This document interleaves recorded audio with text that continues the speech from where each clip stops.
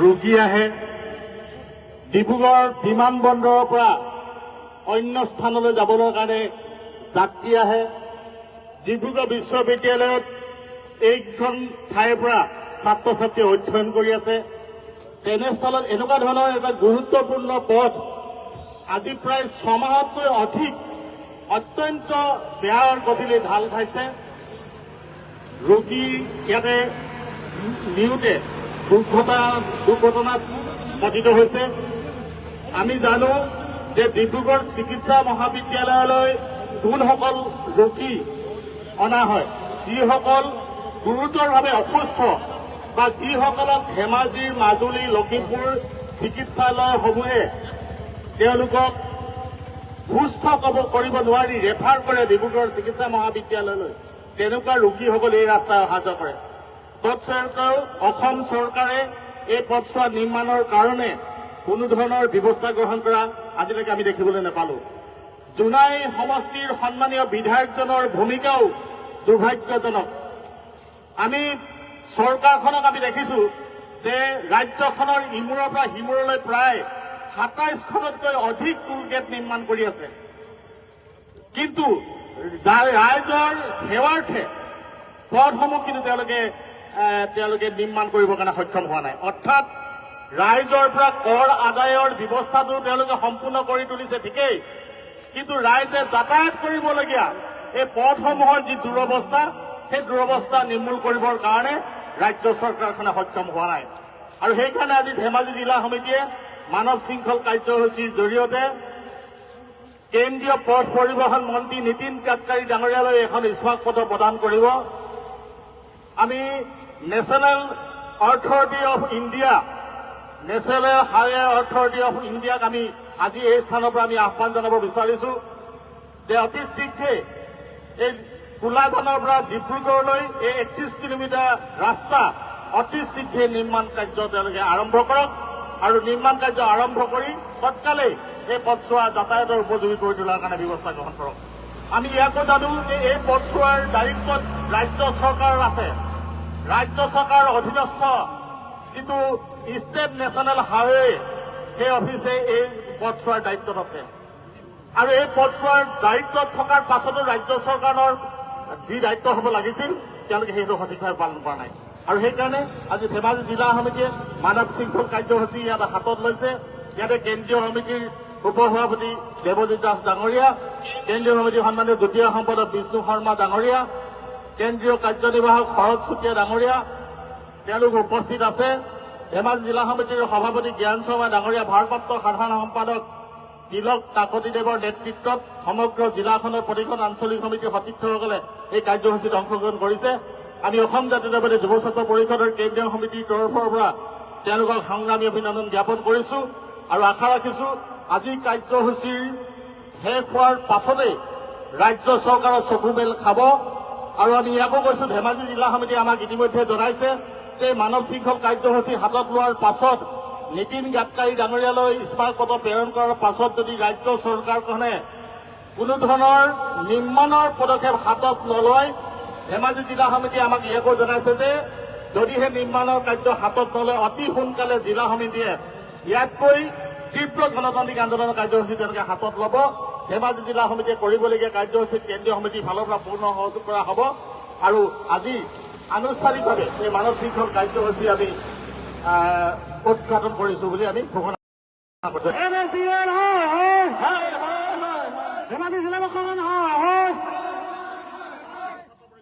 জিলা সমিতিয়ে মানৱ শৃংখল কাৰ্যসূচী হাতত লৈছে আমি অতি দুৰ্ভাগ্যজনকভাৱে এই কথা প্ৰকাশ কৰিব বিচাৰিছো যে এই পথছোৱাৰ দায়িত্বত ৰাজ্য চৰকাৰ আছে 2018 চনত এই পথছোৱা নিৰ্মাণ হোৱাৰ পাছত ব্ৰিজখনৰ সৈতে যিখন বগীৰ ব্ৰিজ এই ব্ৰিজখনৰ সৈতে এই পথছোৱা বৰ্তমানৰ প্ৰধানমন্ত্ৰীগৰাকীয়ে উন্মোচন কৰিছিল উদ্বোধন কৰিছিল পথ আৰু দলং তাৰ পৰৱৰ্তী পৰ্যায়ত আজি সুদীৰ্ঘ 6 মাহতকৈ অধিক সময় এই পথছোৱা ঘাটে ভৰপূৰ হৈ পৰিছে আমি সকলোৱে জানো যে ধেমাজি লখিমপুৰ মাজুলী বিশ্বনাথ বা অৰুণাচল প্ৰদেশ আদিৰ পৰা ডিব্ৰুগড়লৈ চিকিৎসাজনিত কাৰণত ৰোগী আহে ডিব্ৰুগড় বিশ্ববিদ্যালয়ত অধ্যয়ন কৰি থকা ছাত্ৰ ছাত্ৰীসকল আহে ডিব্ৰুগড় বিমানবন্দৰৰ পৰা বহিৰাজ্যলৈ যাবৰ কাৰণে যাত্ৰী আহে। এনেকুৱা এটা গুৰুত্বপূৰ্ণ পথ ৰাজ্য চৰকাৰখনে কিয় নিৰ্মাণ কৰা নাই, এইটো গতিকে এটা কোটিটকীয়া প্ৰশ্ন। আমি কৈছোঁ যে 31 কিলোমিটাৰ পথছোৱা যাবৰ কাৰণে প্ৰায় 2 ঘণ্টাতকৈ অধিক সময় লাগে। আৰু কোনসকল ৰোগী ডিব্ৰুগড়লৈ চিকিৎসা কৰিব নোৱাৰে, যিসকল ৰোগী মাজুলী বা এই জিলাসমূহৰ চিকিৎসালয়সমূহে যিবোৰ ৰোগীক তেওঁলোকে সুস্থ কৰি তুলিব নোৱাৰে, যিবোৰ ৰোগীৰ অৱস্থা অত্যন্ত গুৰুত্বপূৰ্ণ হয়, যিবোৰ ৰোগীক ডিব্ৰুগড়লৈ ৰেফাৰ কৰে, তেনেকুৱা ধৰণৰ ৰোগী এই ৰাস্তাৰে চিকিৎসা ল'বলৈ আহে। তো এনেকুৱা এটা ধৰণৰ গুৰুত্বপূৰ্ণ ৰাস্তা ৰাজ্য চৰকাৰখনে নিৰ্মাণ নকৰা দুৰ্ভাগ্যজনক ঘটনা। আমি ৰাজ্য চৰকাৰৰ লগতে জোনাই বিধানসভা সমষ্টিৰ সন্মানীয় বিধায়ক ভুৱন পেগুৰ ডাঙৰীয়াৰ ভূমিকাও আমি দুৰ্ভাগ্যজনক বুলি আখ্যা দিছোঁ। কাৰণ বিধায়কগৰাকীয়ে যদিহে তেওঁ পদক্ষেপ হাতত ল'লে হয়, নিশ্চয়কৈ এই পথছোৱা মেৰামতি কৰিবৰ কাৰণে সক্ষম হ'লহেঁতেন। কিন্তু তাকে নকৰাটো বিধায়কজনৰ এটা দুৰ্বল তেওঁৰ ভূমিকা বুলি আমি অভিহিত কৰিছোঁ আৰু আশা ৰাখিছোঁ আজি ধেমাজি জিলা সমিতিয়ে মানৱ শৃংখল কাৰ্যসূচীৰ জৰিয়তে কেন্দ্ৰীয় পথ পৰিবহণ মন্ত্ৰী নীতিন গাডকাৰী ডাঙৰীয়ালৈ এখন ইস্মাপত্ৰ প্ৰেৰণ কৰিব। আমি আশা ৰাখিম যে অতি সোনকালে national highway authority of India বা অসম চৰকাৰে তেওঁলোকে যাৱতীয় পদক্ষেপ হাতত ল'ব। Everyone to be long live! Long live, long live! Everyone to be long live! Long live, long live! Everyone to be long live! Long live, long live! Inkap Zindabad! Jhabasulla Parkar Zindabad! Jhabasulla Parkar Zindabad! এই সংগ্রাম চলিছে আমার দাবি ইংরেজ জানাবে।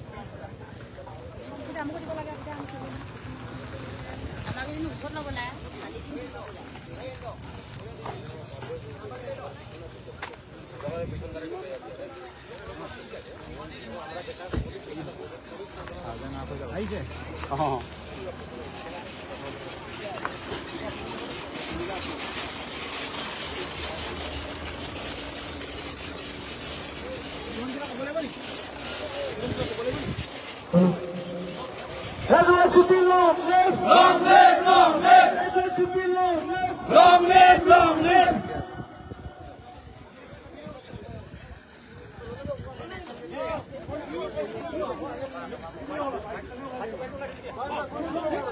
Everyone should be long live! Long live, long live! Hurry up to the high! Hingat husiar! Husiar! Hingat husiar! Husiar! Come to my high! Inkap Zindabad! Zindabad! Everyone should be long live! Long live, long live! Hurry up to the high! Hurry up to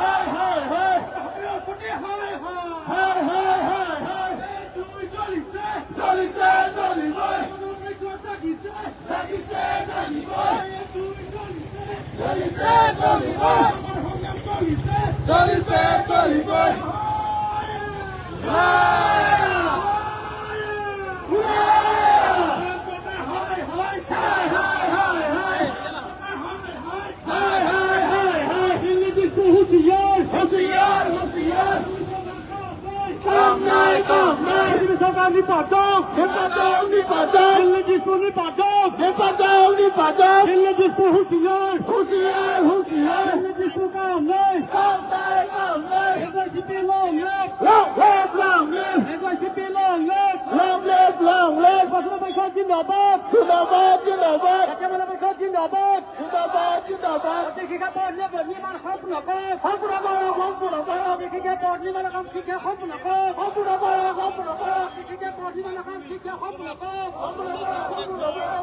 এই ৰাস্তাত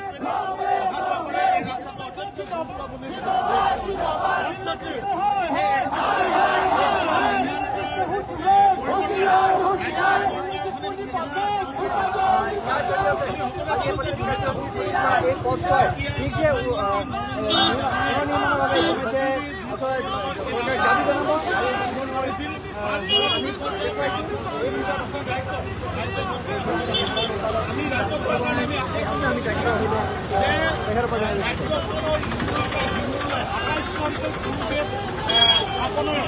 জনসাধাৰণক অসংগ্ৰহ কৰি জনসাধাৰণক মাধমৰ গোটাৰ তেওঁলোকৰ যি পৰিকল্পনা সেই পৰিকল্পনা পৰিহাৰ কৰি ৰাইজক যাবৰ কাৰণে যাতায়াত কৰিবৰ কাৰণে এটা উপলব্ধ অতি সুন্দৰ এটা ৰাস্তা দিয়াৰ তেওঁলোকে ব্যৱস্থা কৰক।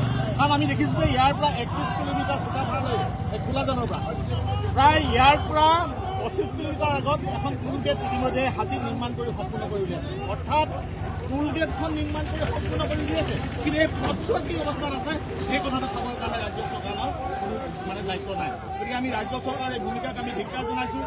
এই দুনাই সমষ্টিৰ বিধায়ক ভুৱন পেগু ডাঙৰীয়াৰ ভূমিকাও যথেষ্ট দুৰ্ভাগ্যজনক।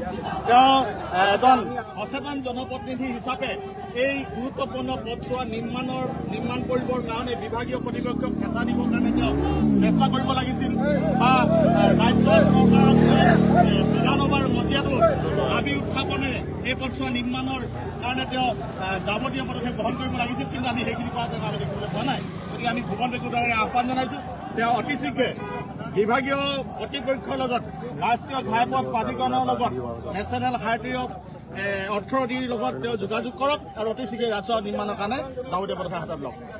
হয়, নিশ্চিতভাৱে এই মুহূৰ্তত আমি দেখুৱাব বিচাৰিছোঁ ইয়াৰ যি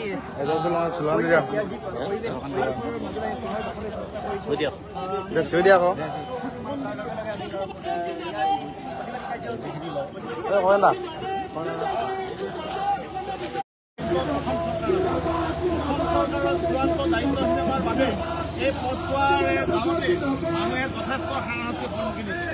আমি আশা কৰিম যে অসম চৰকাৰে যাৱতীয় ব্যৱস্থা গ্ৰহণ কৰিব আৰু লগতে দুনাই সমষ্টিৰ বিধায়ক ভুৱন পেগু ডাঙৰীয়াৰ যি ভূমিকা আমি তাকো দুৰ্ভাগ্য